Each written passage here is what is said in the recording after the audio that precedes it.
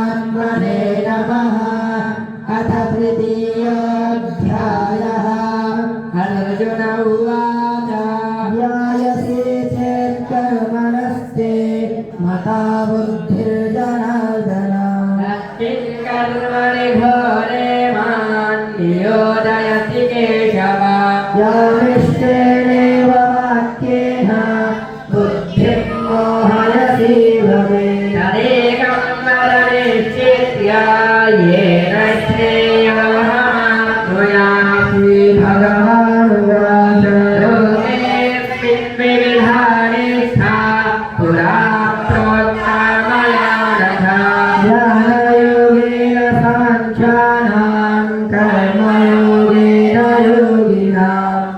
कर्मणामनारम्भान् नैष्कर्म्यं पुरुषोऽस्तु न च संन्यसनादेव सिद्धिं समधिगच्छति। न हि कश्चित् क्षणमपि चारुतिष्ठत्यकर्मणे कार्यते यतः कर्म सर्वः प्रकृतिजैर्गुणैः। कर्मेन्द्रियाणि संयम्य यास्ते मनसा स्मरन्। इन्द्रियार्थान् विमूढात्मा मिथ्याचारः स उच्यते। यस्मिन्द्रियाणि मनसा नियम्यारभते अर्जुन। कर्मेन्द्रियैः कर्मयोगमसक्तः स विशिष्यते। नियतं कुरु कर्मत्वं कर्म ज्यायो ह्यकर्मणः। शरीरयात्रापि च ते न प्रसिद्धेत कर्मणः। यस्यार्थात् कर्मणोऽन्यत्र लोकोऽयं कर्मबन्धनः। तदर्थं कर्म कौन्तेय मुक्तसङ्गः समाचर। सह यज्ञाः प्रजाः सृष्ट्वा पुरोवाच प्रजापतिः। अनेन प्रसविष्यध्वा मे सर्वोत्कृष्टकामधो। देवान् भावयतानेन ते देवा भावयन्तु वः। परस्परं भावयन्तः श्रेयः परमवाप्स्यथ। इष्टान् भोगान् शिवो देवा दास्यन्ते यज्ञभाविताः। तैर्दत्तानप्रदानेभ्यो यो भुङ्क्तेस्तेन एव सः। यज्ञशिष्टाशिनः सन्तो वर्ज्यन्ते सर्वकिल्बिषैः। भुञ्जते ते त्वघं पापा ये पतन्त्यात्मकारणात्। अन्नात् भवन्ति भूतानि पर्जन्यादन्नसम्भवः। यज्ञात् भवति पर्जन्यो यज्ञः कर्मसमुद्भवः। कर्म ब्रह्माद्भवं विद्धि ब्रह्माक्षरसमुद्भवम्। तस्मात् सर्वगतं ब्रह्म नित्यं यज्ञे प्रतिष्ठितम्। एवं प्रवर्तितं चक्रं नानुवर्तयति हयः। अथायुरिन्द्रियारामो मोघं पार्थ स जीवति। यस्मात्मरतिरेव स्यादात्मनिर्दस्य मानवः। आत्मन्येव स सन्तुष्टः तस्य कार्यं न विद्यते। तेनार्थो नाकृतेनेह कश्चन। न चास्य सर्वभूतेषु कश्चिदर्थव्यपाश्रयः। तस्मादसक्तः सततं कार्यं कर्म समाचर। असक्तो ह्याचरन् कर्म परमाप्नोति पुरुषः। कर्मणैव हि संसिद्धि मास्थिता जनकादयः। लोकसङ्ग्रहमेवापि सम्पश्यन् कर्तुमर्हसि। यद्वदाचरति श्रेष्ठस्तत्तदेवेतरो जनः। स यत्प्रमाणं कुरुते लोकस्तदनुवर्तते। न मे पार्थास्ति कर्तव्यं त्रिषु लोकेषु किञ्चन।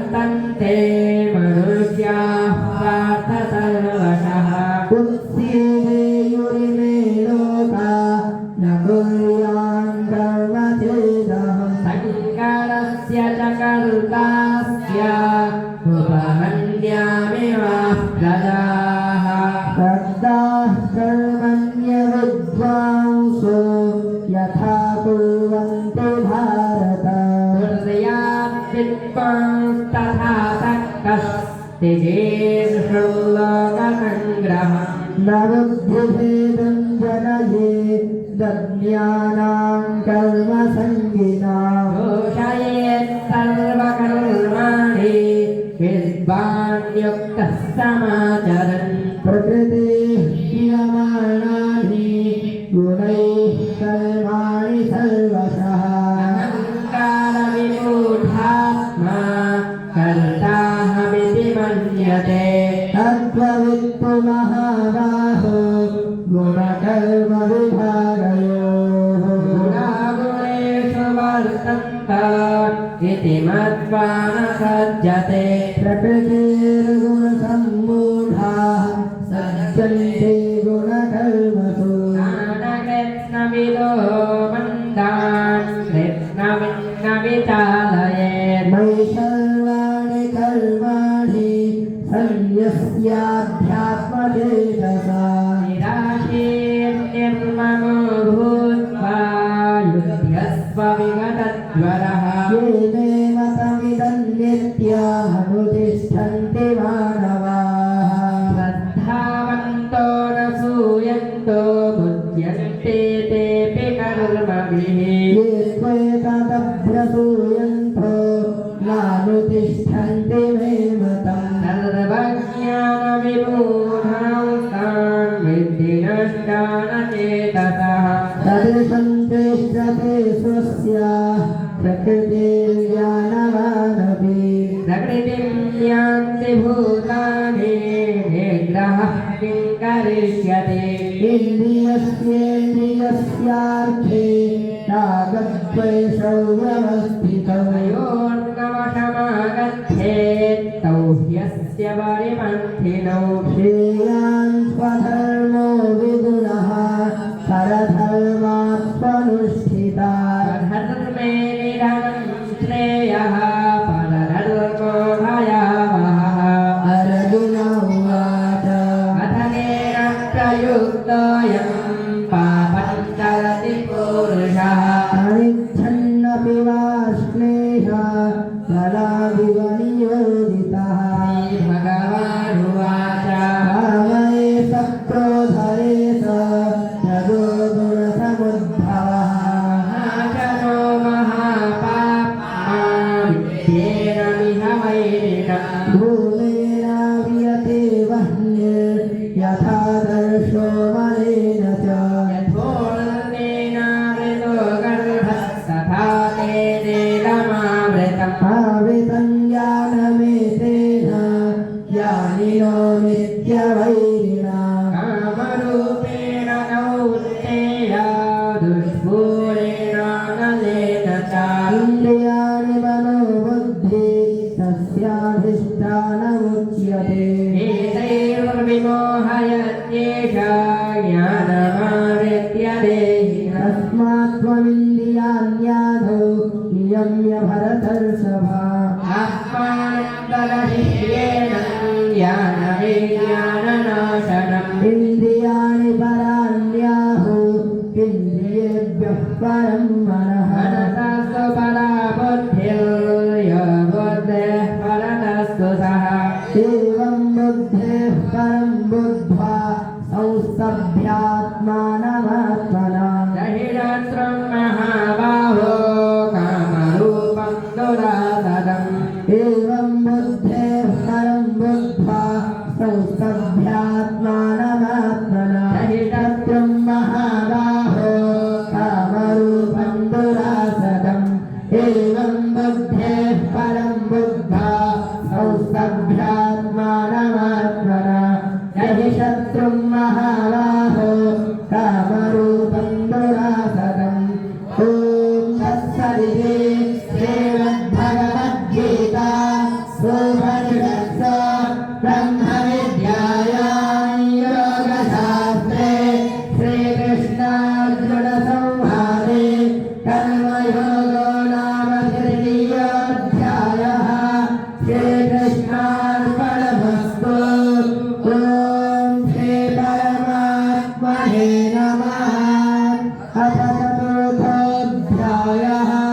श्रीभगवानुवाच प्रोक्तवानहमव्ययम् विवस्वान्मनवित्ताः मनुरिक्ष्वा कवे ब्रवीत् एवं परम्परा प्राप्त इमं राजर्षयो विदुः सकाले महता योगो नष्टः परन्तपः स एवायं मया तेभ्यः योगः प्रोक्तः पुरातनः। जप्तोऽसि मे सखा चेति रहस्यं एतदुत्तमम्। अपरं भवतो जन्म परं जन्म विवस्वतः। तमेतं जानीयान् त्वमादौ प्रोक्तवानिति। श्रीभगवानुवाच बहूनि मे व्यतीतानि जन्मानि तव चार्जुन। अन्यं वेद सर्वाणि न त्वं वेत्थ परन्तप। अजोऽपि सन्नभ्येयात्मा भूतानामीश्वरोऽपि सन्प्रकृतिं त्वामधिष्ठाय सम्भवात्मात्ममायया। यदा यदा हि धर्मस्य ग्लानिर्भवति भारत अभ्युत्थानमधर्मस्य तदात्मानं सृजाम्यहम्। परित्राणाय साधूनां विनाशाय च दुष्कृतां धर्मसंस्थापनार्थाय सम्भवामि युगे युगे। जन्म कर्म च मे दिव्य मे वैयो वेद्य तत्त्वतः। यत्त्वा देवं पुनर्जन्म नैति मामेति सोऽर्जुन। वीतरागभयक्रोधा मन्मया मामुपाश्रिताः बहवो ज्ञानतपसा भूता मद्भावमागताः। ये यथा मां प्रपद्यन्ते तांस्तथैव भजाम्यहम्। मम वर्त्मानुवर्तन्ते मनुष्याः पार्थ सर्वशः। काङ्क्षन्तः कर्मणां सिद्धिं यजन्त इह देवताः। क्षिप्रं हि मानुषे लोके सिद्धिर्भवति कर्मजा। चातुर्वर्ण्यं मया सृष्टं गुणकर्मविभागशः। तस्य कर्तारमपि मां विद्यकर्तारमव्ययम्। न मां कर्माणि लिम्पन्ते न मे कर्मफले स्पृहा। इति मायो विजानाति कर्मफलेन स बध्यते। एवं ज्ञात्वा कृतं कर्म पूर्वैरपि मुमुक्षुभिः कुरु कर्मैव तस्मात् त्वं पूर्वैर्पूर्वतरं कृतं किं कर्म किमकरमेति कवयोऽप्यत्र मोहिताः। तत्ते कर्म प्रवक्ष्यामि यज्ञात्वा मोक्षसे शुभात्। कर्मणो ह्यपि बोधव्यं च विकर्मणः। अकर्मणश्च बोधव्यं गहना कर्मणो गतिः कर्मण्यकर्मयः पश्येत् कर्मणि च कर्मयः बुद्धिमान् मनुष्येषु च युक्तः कृष्णकर्मके यस्य सर्वे समारम्भाः कामसङ्कल्पवर्जिताः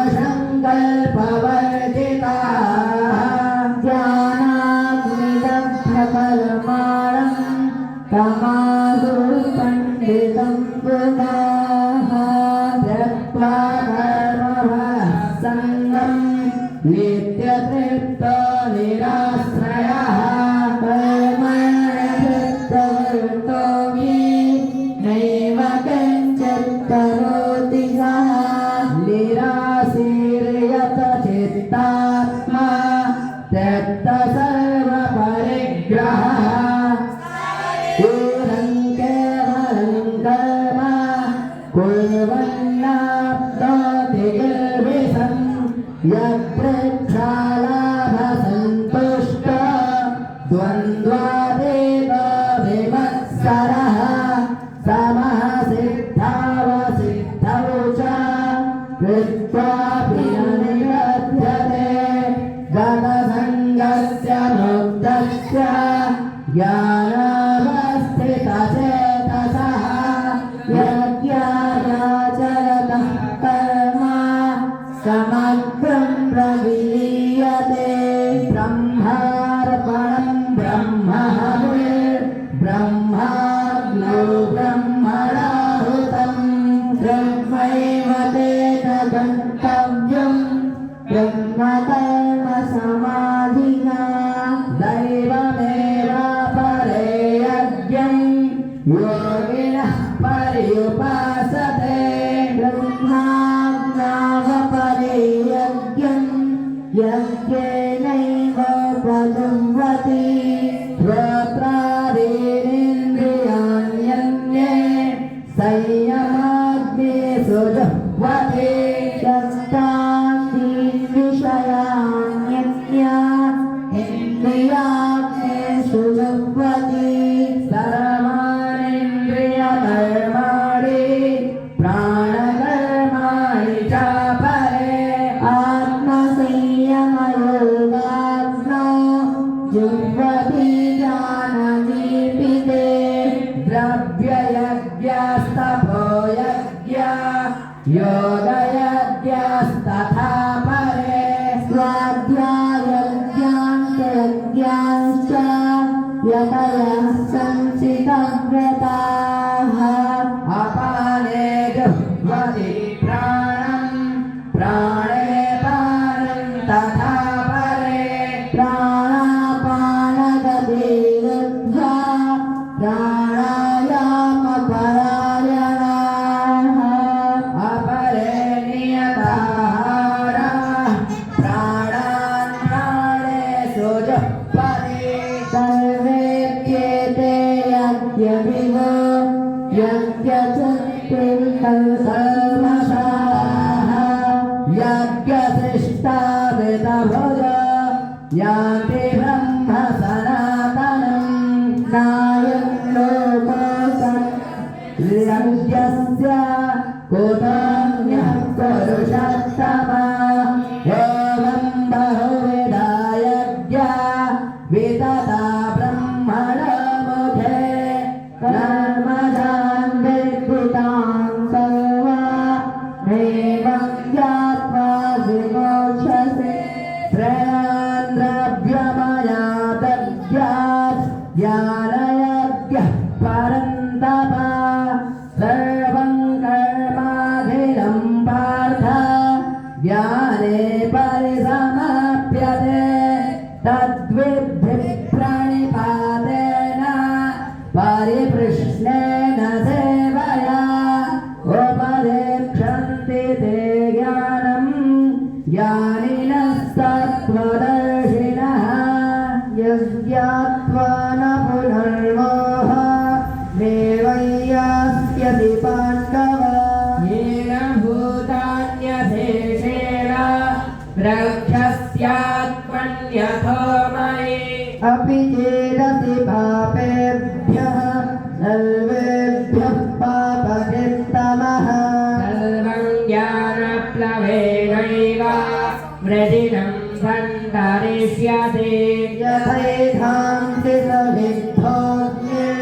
भस्मसात् कुरुते अर्जुन ज्ञानाग्निः सर्वकर्माणि भस्मसात् कुरुते तथा न हि ज्ञानेन सदृशं पवित्रमिह विद्यते तत्स्वयं योगसंसिद्धः कालेनात्मनि विन्दति श्रद्धावान् लभते ज्ञानं तत्परस्नेहतेन्द्रियः ज्ञानं लब्ध्वा परां शान्ति मचिरेणाधिगच्छति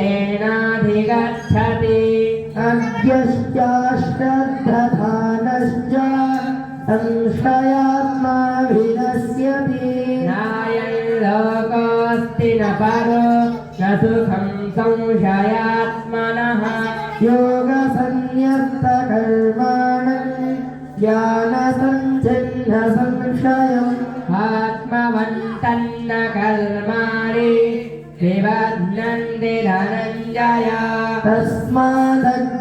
तस्मादज्ञानसम्भूतं इत्थं ज्ञानासीनात्मनः निर्वैनं संशयं योगा मादिष्ठातिष्ठभारत तस्मादज्ञानसम्भूतं इत्थं ज्ञानासीनात्मनः निर्वैनं संशयं योगा मादिष्ठातिष्ठभारत तस्मादज्ञानसम्भूतं इत्थं ज्ञानासीनात्मनः निर्वैनं संशयं योगा मादिष्ठातिष्ठभारत ॐ तत्सदिति श्रीमद्भगवद्गीता उपनिषत्सु ब्रह्मविद्यायां योगशास्त्रे श्रीकृष्णार्जुनसंवादे ज्ञानकर्मसन्न्यासयोगो नाम चतुर्थोऽध्यायः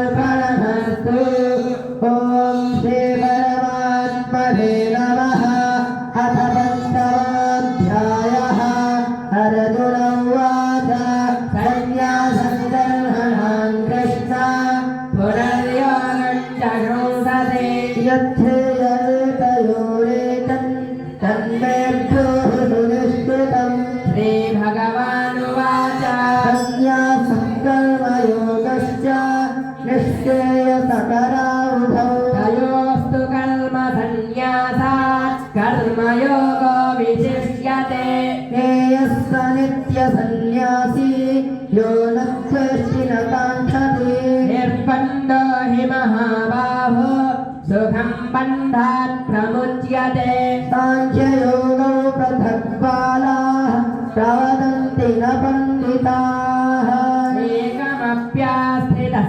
सम्यक् उभयोर्विन्दते फलम् यदि साङ्ख्यैः प्राप्यते स्थानं तद्योगैरपि गम्यते एकं साङ्ख्यं च योगं च यः पश्यति स पश्यति सन्न्यासस्तु महाबाहो दुःखमाप्तुमयोगकः योगयुक्तो मुनिर्ब्रह्मा न चिरेणाधिगच्छति योगयुक्तो विशुद्धात्मा विदितात्मा जितेन्द्रियः सर्वभूतात्मभूतात्मा कुर्वन्नपि न लिप्यते नैव किञ्चित् करोमीति युक्तो मन्येत तत्त्ववेत् पश्यन् शृण्वन् स्पृशन् व्यग्रन् नश्यन् गच्छन् स्वपन् स्वशन् प्रलपन् विसिदन् गृह्णन् दुन्विसन् निविसन्नपि इन्द्रियाणीन्द्रियार्थेषु वर्तन्त इति धारयन् ब्रह्मण्याधाय कर्माणि संयम् त्यक्त्वा करोति यः लिप्यतेन स पापेन पद्मपत्रमिवाम्भसा कायेन मनसा बुद्ध्या केवलैरिन्द्रियैरपि योगिनः कर्म कुर्वन्ति सङ्गं त्यक्त्वात्मशुद्धये युक्तः कर्मफलं त्यक्त्वा शान्ति शान्तिमाप्नोति नैष्ठिकीम् अयुक्तः कामदारेण फले सन्तो निबध्यते सर्वकर्माणि मनसा अन्यस्यास्ते सुखं वशी नवद्वारे पुरे देहि नैव कुर्वन्न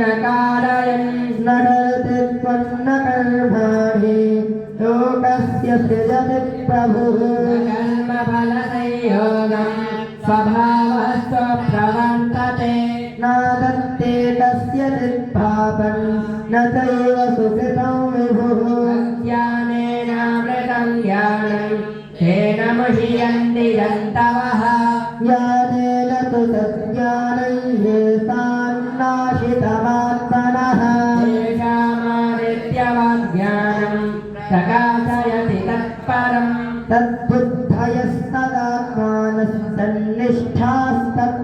तद्बुद्धयस्तदात्मानस्तन्निष्ठास्तत्परायणाः गच्छन्त्य पुनरावृत्तिं ज्ञाननिर्धूतकल्मषाः विद्याभिनयसम्पन्ने ब्राह्मणे रविहस्तिनि सुनिचैव स्वपाके च पण्डिताः समदर्शिनः विहैवतैर्जितस्तर्गो येषां साम्ये स्थितं मनः निर्दोषं हि समं ब्रह्म तस्मात् ब्रह्मणि स्थिताः न प्रहस्येत् प्रियं प्राप्य नोद्विजेत् प्राप्य च प्रियं स्थिरबुद्धिरसम्भूत ब्रह्मविद्ब्रह्मणि स्थितः बाह्यस्पर्शे स्वसत्तात्मा विन्दत्यात्मनि यत्सुखम् स ब्रह्मयोगयुक्तात्मा सुखमक्षयमश्नुते ये संस्पर्शजा भोगा दुःखयोनय एव ते आद्यन्तवन्तः कौन्तेय न तेषु रमते बुधः शक्नोति हैव यः सोढुम् साक्षरीरविमोक्षणा कामक्रोधोद्भवं वेगं स युक्तः स सुखी नरः योऽन्तः सुखोऽन्तराधामस्तथान्तच्युतिरेव यः स योगी ब्रह्मनिर्वाणं ब्रह्मभूतोऽधिगच्छति लभन्ते ब्रह्मनिर्वाण विषयक्षीणकल्मषाः भिन्नद्वैधायतात्मानः सर्वभूतहिते रताः कामक्रोधवियुक्तानां यतीनां यतते तथा अभितो ब्रह्मनिर्वाणं वर्तते विदितात्मना स्पर्शान् कृत्वा बहिर्बाह्याश्चक्षुश्चैवान्तरे भुवोः प्राणापानौ समौ कृत्वा नासाभ्यन्तरचारिणौ यतेन्द्रियमनोबुद्धिर्मुनिर्मोक्षपरायणः निगतेच्छाभयक्रोधो यः सदा मुक्त एव सः तारयन्यतपथां सर्वलोकमहेश्वरम् सहृदं सर्वभूतानां ज्ञात्वा मां शान्तिमृच्छति भोक्तारयन्यतपथां सर्वलोकमहेश्वरम् सहृदं सर्वभूतानां ज्ञात्वा मां शान्तिमृच्छति भोक्तारयन्यतपथां सर्वलोकमहेश्वरम् सुहृदं सर्वभूतानां ज्ञात्वा मां शान्तिमृच्छति ॐ तत्सदिति श्रीमद्भगवद्गीता उपनिषत्सु ब्रह्मविद्यायां योगशास्त्रे श्रीकृष्णार्जुनसंवादे कर्मसंन्यासयोगो नाम पञ्चमोऽध्यायः।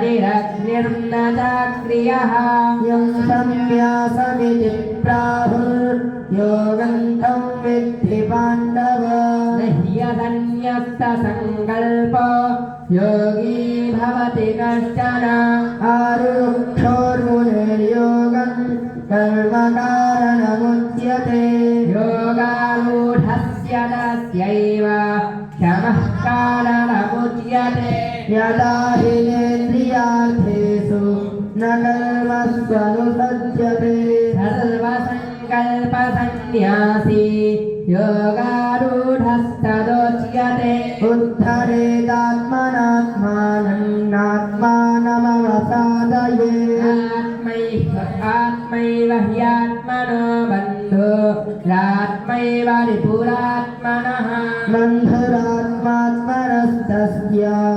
येनात्मैवात्मनादितः अनात्मनस्तु शत्रुत्वे वर्तेतात्मैव शत्रुवात् जितात्मनः प्रशान्तस्य परमात्मा समाहितः शीतोष्णसुखदुःखेषु तथा मानापमानयोः ज्ञानविज्ञानतृप्तात्मा कूटस्थो विजितेन्द्रियः युक्त इत्युच्यते योगी समलोष्टास्मकाञ्चनः सुहृन्मित्रायुदासीन मध्यस्थत्वस्य बन्धुषु साधुष्वपि च पापेषु समबुद्धिर्विशिष्यते योगी युञ्जीत सततमात्मानं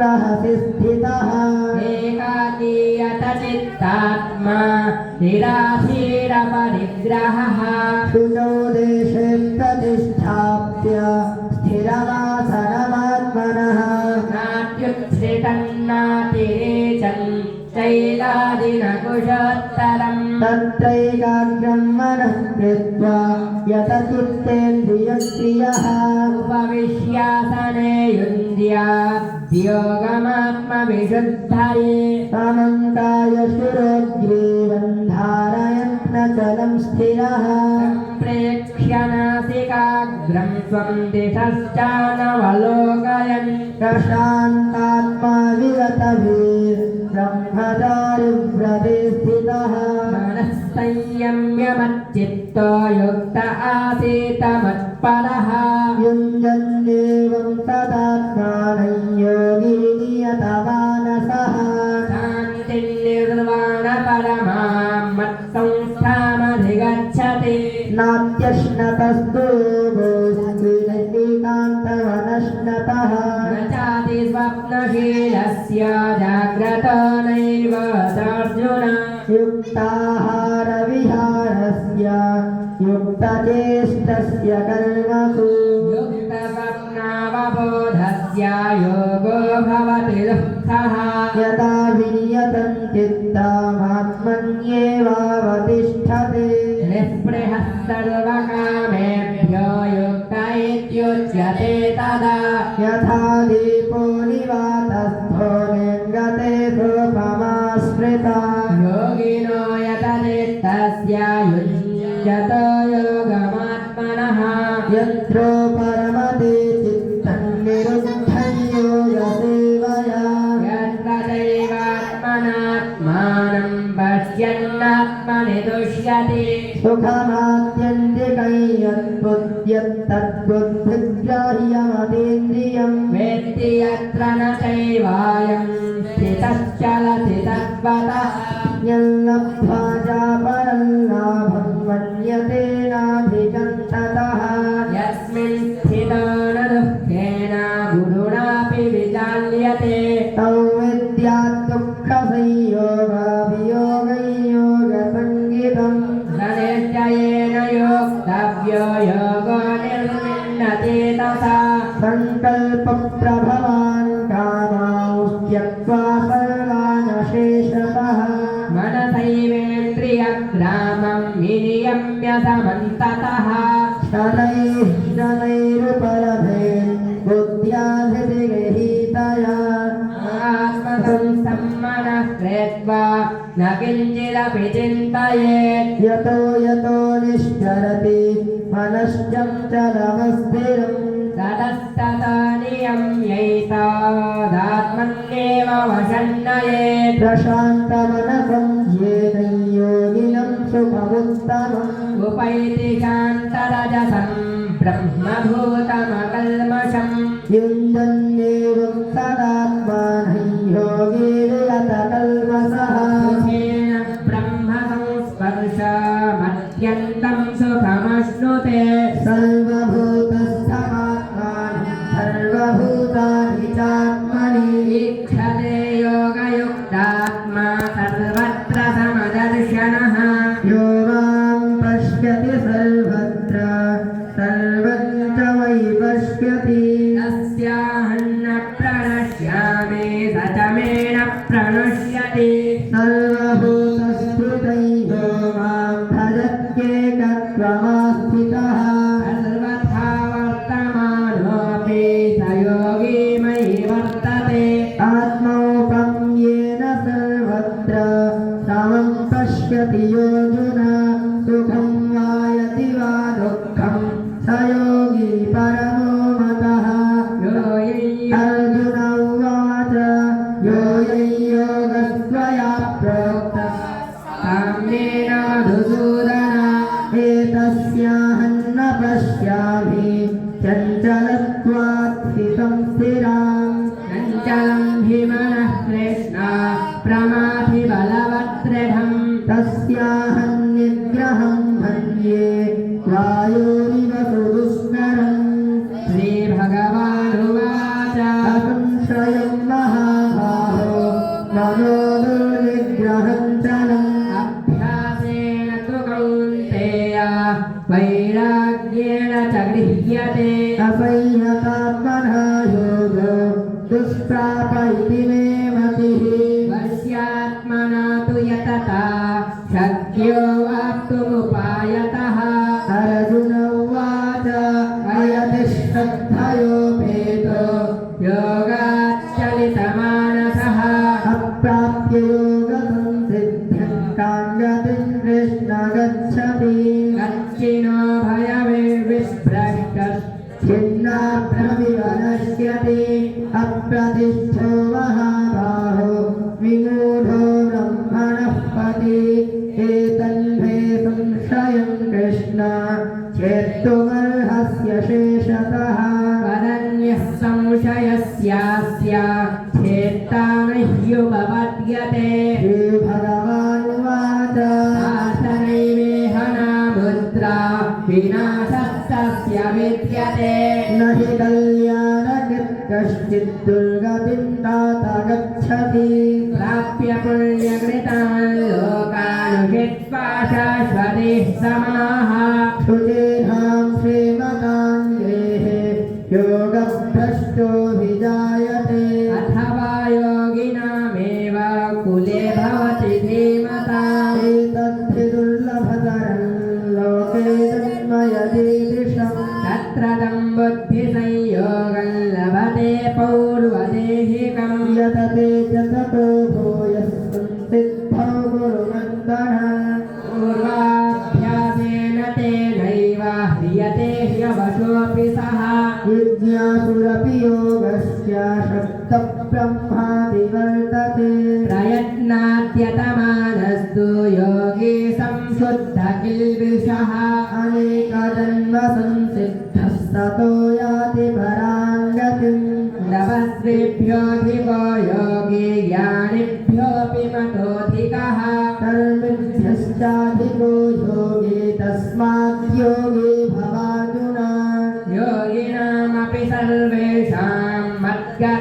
मद्गतेनान्तरात्मना श्रद्धावान् भजते यो मां समे युक्ततमो मतः योगिनामपि सर्वेषां मद्गतेनान्तरात्मना श्रद्धावान् भजते यो मां समे युक्ततमो मतः योगिनामपि सर्वेषां मद्गतेनान्तरात्मना श्रद्धावान् भजते यो तत्सदिति श्रीमद्भगवद्गीता सोपनिषत्सु ब्रह्मविद्यायां योगशास्त्रे श्रीकृष्णार्जुनसंवादे आत्मसंयमयोगो नाम